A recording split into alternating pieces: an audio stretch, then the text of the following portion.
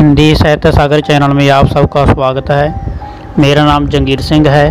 यदि आप यह वीडियो पहली बार देख रहे हो तो मेरे चैनल को सब्सक्राइब, लाइक और शेयर ज़रूर कीजिए। बेटा, आज का हमारा टॉपिक है हिंदी भाषा का उद्भव एवं विकास। हिंदी भाषा का उद्भव कैसे हुआ, विकास कैसे हुआ, उसके बारे में हम जानेंगे। हिंदी की आदि जननी संस्कृत भाषा है। संस्कृत के बाद पाली, फिर प्राकृत भाषा आते आते उसके बाद अपभ्रंश भाषा आती है। अपभ्रंश भाषा से अबहट भाषा आती है। उसके बाद आती है हमारी हिंदी, जिसे हम प्राचीन हिंदी बोल देते हैं, पुरानी हिंदी भी बोल देते हैं। सामान्यतः हम मान लें कि हिंदी भाषा का जो इतिहास का आरंभ है वह अपभ्रंश से माना जाता है, क्योंकि अपभ्रंश के बाद ही अबहट भाषा आई है। अबहट के बाद हम प्राचीन हिंदी या शुरुआती हिंदी या प्रारंभिक हिंदी बोलते हैं। जैसे कि नीचे दर्शाया गया है हिंदी भाषा का विकास क्रम।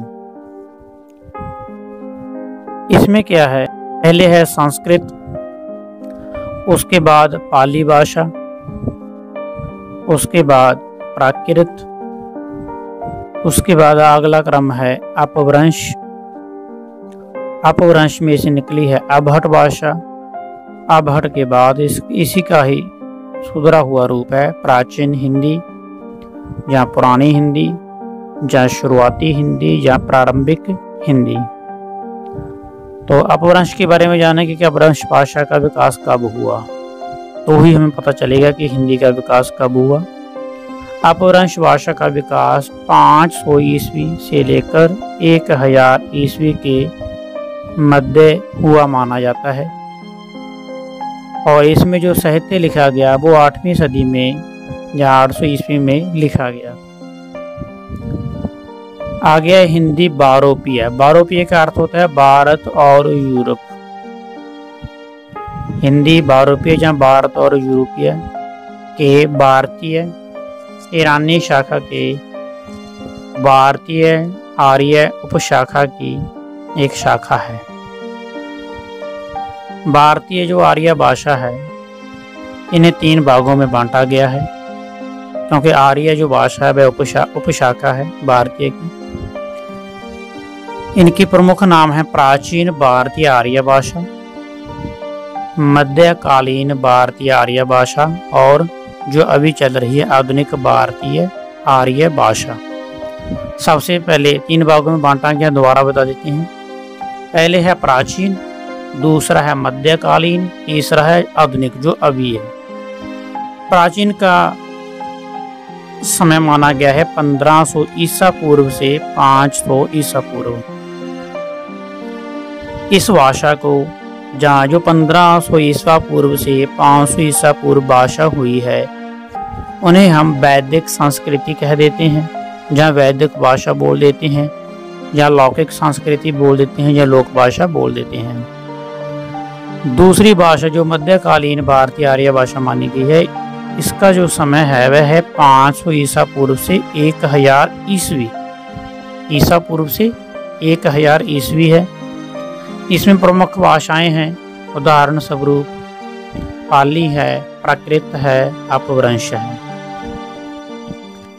तीसरा है आधुनिक भारतीय आर्य भाषा 1000 ईस्वी से जो अभी चल रही है, हिंदी है और हिंदीतर है।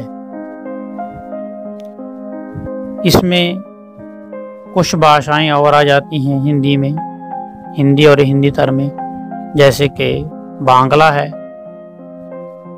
उड़िया है, मराठी है, असमिया भाषा है, गुजराती है, पंजाबी, सिंधी इत्यादि यह भाषाएं इसी में से आई हैं आधुनिक भारतीय आर्य भाषा में से।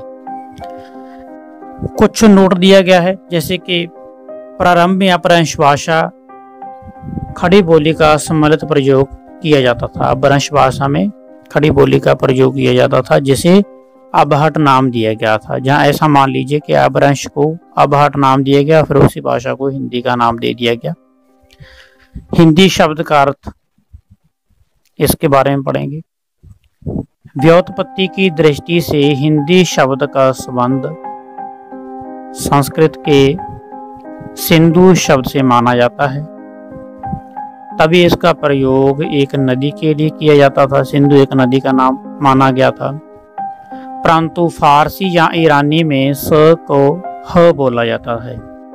स को ईरानी भाषा में या फारसी भाषा में स को ह, अर्थात सिंधु नहीं हिंदू, स को ह बोला जाता है। अतः हम इस विचार पर पहुंचते हैं कि सिंधु शब्द हिंदू पड़ गया, क्योंकि फारसी लोग आए, ईरानी आए तो वह स का उच्चारण ह करते थे। हिंदी शब्द फारसी मूल का है। इसका अर्थ है हिंद का, जहाँ हिंदवी शब्द भी हिंदी के लिए प्रयोग किया गया, अर्थात इसका सुधरा हुआ रूप हिंदी है। हिंदी भाषा का विकास विविध प्रकार से अपभ्रंश भाषाओं के निम्नानुसार है, जो जैसे कि हिंदी की 5 विकसित उपभाषाएं हैं, 18 बोलियां हैं। यह हम कल करेंगे। ये अपभ्रंश का जो रूप है वह कौन कौन सा है, फिर आगे उसमें 5 विकसित उपभाषाएं हैं, वह कौन कौन सी हैं, फिर आगे उपभाषा से निकलती हैं बोलियां, वह बोलियां कौन कौन सी हैं, उसके बारे में हम कल पढ़ेंगे, क्योंकि यह टॉपिक है जो थोड़ा कठिन है और हम थोड़ा थोड़ा करके कम कम करके सरल करने की कोशिश करेंगे। तो इतना संयम रखने के लिए आपका आभार, शुक्रिया।